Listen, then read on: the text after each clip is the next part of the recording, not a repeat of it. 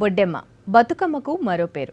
తెలంగాణ సంస్కృతి సాంప్రదాయానికి నిలువుటద్దంగా నిలుస్తోంది బొడ్డెమ్మ.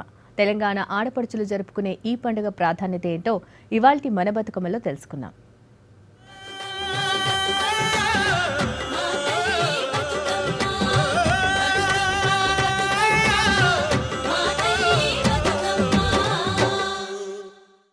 నమస్తే. మన రాష్ట్రం, మన పండుగ, మన V6, మన ఇంటి ఇలవేల్పు, మన బతుకమ్మకు స్వాగతం.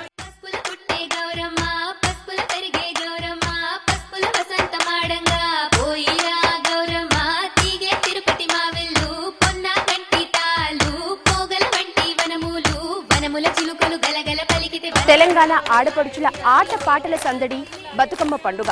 తెలంగాణ సాంస్కృతిక ఆనవాలు బతుకమ్మ పండుగ.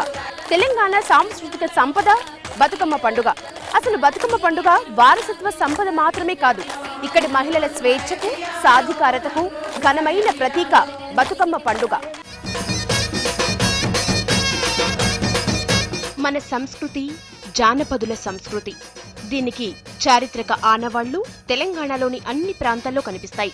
మన పండుగలు కూడా ఎక్కువగా జానపదుల జీవన విధానం నుంచి వచ్చినవిగానే కనిపిస్తాయి. అందుకే మన పండుగల్లో సామూహిక స్వభావం స్పష్టంగా కనిపిస్తుంది. అంతేకాదు, మన పండుగలు మతంతో ముడిపడి ఉండవు. అవి జీవన విధానం నుంచి వచ్చిన పండుగలు, ప్రకృతితో, పంట పొలాలతో ముడిపడిన పండుగలు.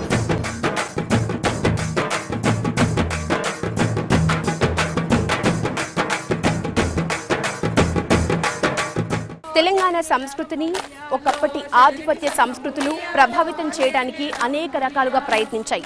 అయినా ఒకప్పటి మాతృస్వామ్య వ్యవస్థకి ఆనవాలుగా నిలిచే బతుకమ్మ పండుగ తన ఉనికిని కాపాడుకుంటూనే వచ్చింది. బతుకమ్మ పండుగ మహిళల పండుగ. బతుకమ్మ పండుగ కేవలం మహిళలు మాత్రమే ఆడుకునే పండుగ.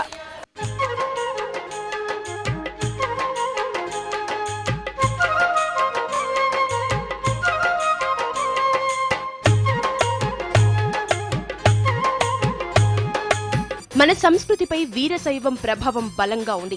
నిజానికి వీరశైవం పురుష ప్రధానమైన విశ్వాసం.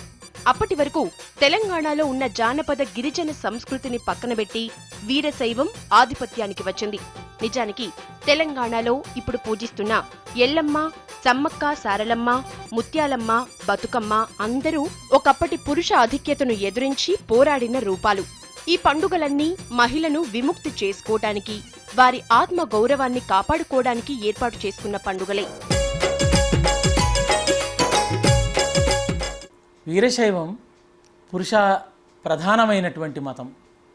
స్త్రీని తక్కువగానే చేసింది, చూసింది. శక్తిని కాదని పరమేశ్వరుణ్ణి ప్రధానం చేసింది, శైవారాధనలోకి వెళ్ళిపోయింది. అప్పుడు శక్తి రూపం అయినటువంటి స్త్రీ, అటు మాహూరు ఎల్లమ్మ కానీ, సమ్మక్క సారమ్మ కానీ, ముత్యాలమ్మ కానీ, ఇక్కడ బతుకమ్మ కానీ, వీటిని అర్థం చేసుకుంటే ఇవి ఆనాటి పురుషాధిపత్యాన్ని ఎదిరించి నిలిచినటువంటి రూపాలు. బతుకమ్మ పండుగ మాతృస్వామ్య వ్యవస్థకు ప్రతిరూపం. తెలంగాణ మహిళల ఆత్మ గౌరవానికి చిహ్నం. అందుకే బతుకమ్మ పండుగలో పురుషులకు స్థానం కనిపించదు. బతుకమ్మ ఆడే సమయంలో పురుషులు ఉండకూడదు. బాలికలు బొడ్డెమ్మలు ఆడుకునేటప్పుడు అన్నదమ్ములు రాకూడదు. బతుకమ్మ వారిని పిలువదలుచుకోలేదు. ఆ ప్రాంతానికి వారు నిషిద్ధం. బతుకమ్మ పండుగలో పురుషుడికి స్థానం లేదు. చూడకూడదు. వాడు ఆడినప్పుడు, పాడినప్పుడు, ఆ పలహారం తిన్నప్పుడు కూడా పురుషుడికి స్థానం లేదు. పురుషుడికి చెయ్యెత్తి పలహారం ఇవ్వదు. పురుషుడు చూడకూడదు వాళ్ళు ఆడుకునేటప్పుడు.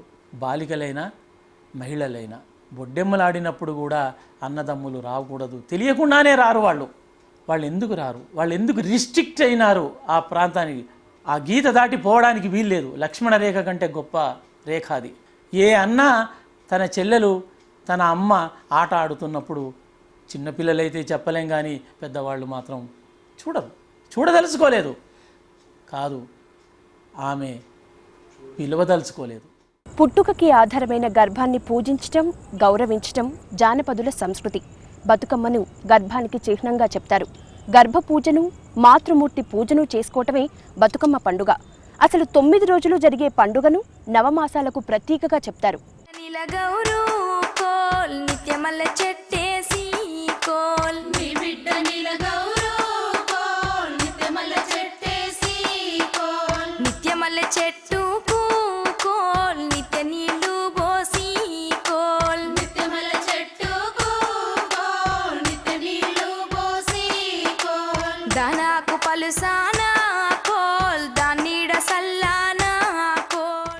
ప్రకృతికి ఆధారమైన గర్భాన్ని పూజించటం, గౌరవించటం జానపదుల సంస్కృతి.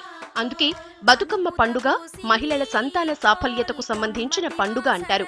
బతుకమ్మ పాటల్లో గర్భవతులైన వారు ఏ మాసంలో ఏం తినాలి, ఎలాంటి జాగ్రత్తలు తీసుకోవాలి తెలిపే పాటలు ఎక్కువగా కనిపిస్తాయి.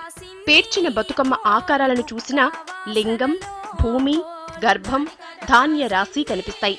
అందుకే పూలన్నింటినీ గర్భాకారంలో పేర్చి ఆడి పాడి పూజించి పునఃసృష్టికి స్వాగతం పలకటం ఈ పండుగలో కనిపిస్తుంది. అంటే మహిళకు ప్రకృతికి ఉన్న సంబంధాన్ని పండుగగా జానపదులు చేసుకున్నారని అంటారు.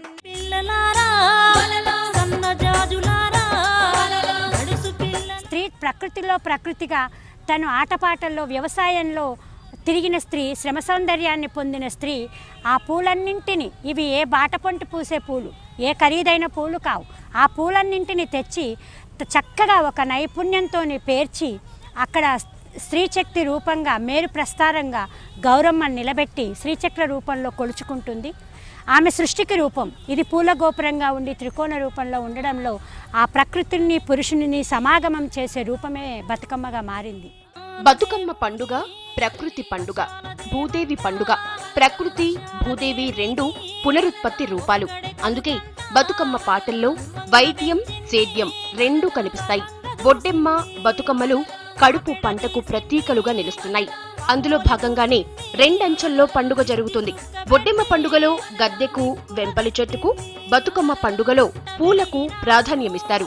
బొడ్డెమ్మ పండుగలో బాలికలకు, బతుకమ్మ పండుగలో మహిళలకు ప్రాధాన్యం ఉంటుంది. ఒక్కేసి ఎలక పండే గౌరమ్మ దూరాన దూరవండే గౌరమ్మ, దూరాన దూరలైరి గౌరమ్మ, పట్నాన పంతులైరి గౌరమ్మ. 9 రోజులు ఘనంగా జరుపుకునే బతుకమ్మను రోజుకో పేరుతో పిలుస్తారు. ఇక 4వ రోజు ఆడుకునే బతుకమ్మ పండుగను నానబియ్యం బతుకమ్మ అంటారు. ఈరోజు నానవేసిన బియ్యాన్ని, పాలని, బెల్లాన్ని కలిపి ప్రసాదంగా తయారు చేసి నైవేద్యంగా పెడతారు. బతుకమ్మ ఆడి నిమజ్జనం చేసిన తర్వాత పసుపు, కుంకుమలతో పాటు నానబియ్యం ప్రసాదాన్ని వాయినంగా ఇచ్చుకుంటారు.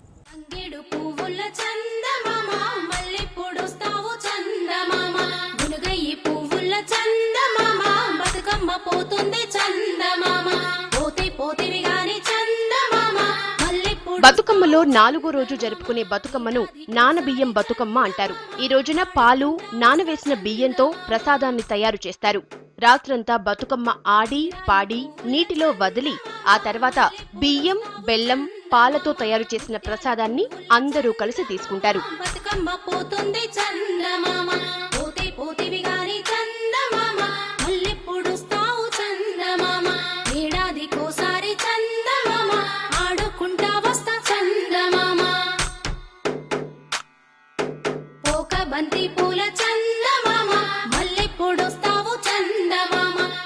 జానపదంలో మహిళలదే కీలక పాత్ర. అందుకే జానపద సంస్కృతి నుంచి వారసత్వంగా వస్తున్న పండుగల్లో వారికే ప్రాధాన్యం ఎక్కువగా ఉంటుంది. వారి పోరాటానికి, విముక్తికి గుర్తుగానే బతుకమ్మ పండుగ ప్రారంభమైంది. ఇప్పటికీ మహిళల సాధికారతకు, స్వేచ్ఛకు ప్రతీకగా నిలుస్తుంది బతుకమ్మ పండుగ. ఇది ఇవాల్టి మన బతుకమ్మ. కెమెరామెన్ శివతో యశోద, హైదరాబాద్.